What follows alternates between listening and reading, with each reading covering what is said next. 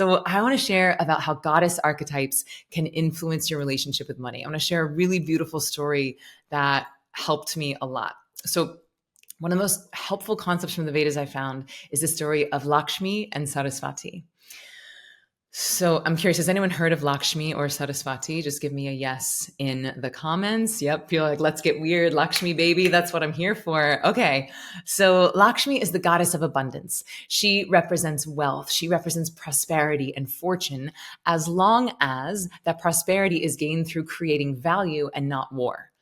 Okay, so Lakshmi is not about just like raping and pillaging and taking other people's money. Lakshmi is about how can I create in the world and then receive abundance. Her main symbol is the lotus flower. You'll see her here. This is Lakshmi. So she's sitting on top of the lotus flower. You can see these gold coins pouring through. Notice that is money coming out of her hands. That is an outflow that is being created. So she's sitting on a lotus flower, which blooms atop of the water, but that lotus flower is rooted in depth, which is revealing her connection to her spiritual growth. And then we have Saraswati, who is the goddess of knowledge. She's associated with wisdom, with music, with art, and with learning.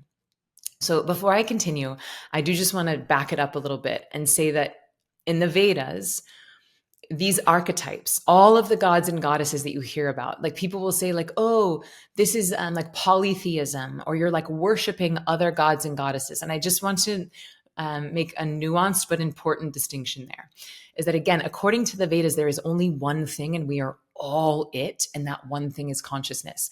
So Lakshmi is not outside of you. Saraswati is not outside of you. Lakshmi is representative of the piece of you that attracts abundance. Saraswati is representative of the piece of you that is in charge of knowledge and spiritual growth, right? So even like Shiva, right? Shiva is not like the god of destruction. Shiva is representative of the piece of you that destroys irrelevancy.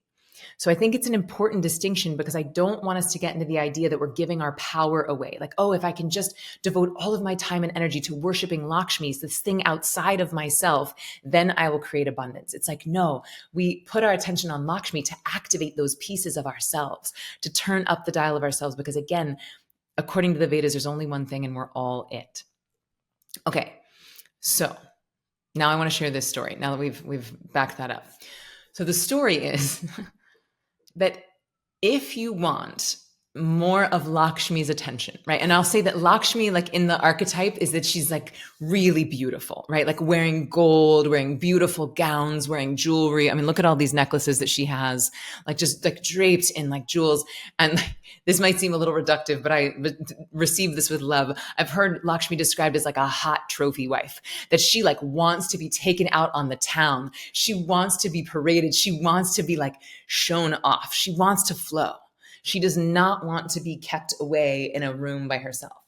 So the idea is that if you want more of Lakshmi's attention, put your attention on Saraswati. Put your attention on Saraswati and Lakshmi gets jealous. So what does that mean?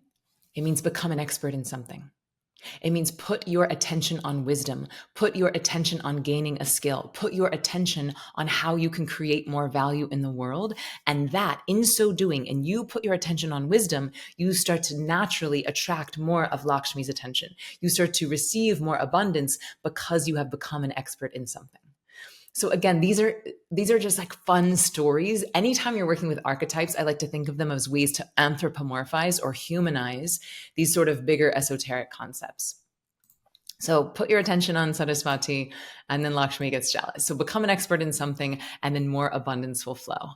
And this doesn't mean that you have to single focus. It doesn't mean you need to dedicate yourself to something. It doesn't mean you need to like suffer in order to create money.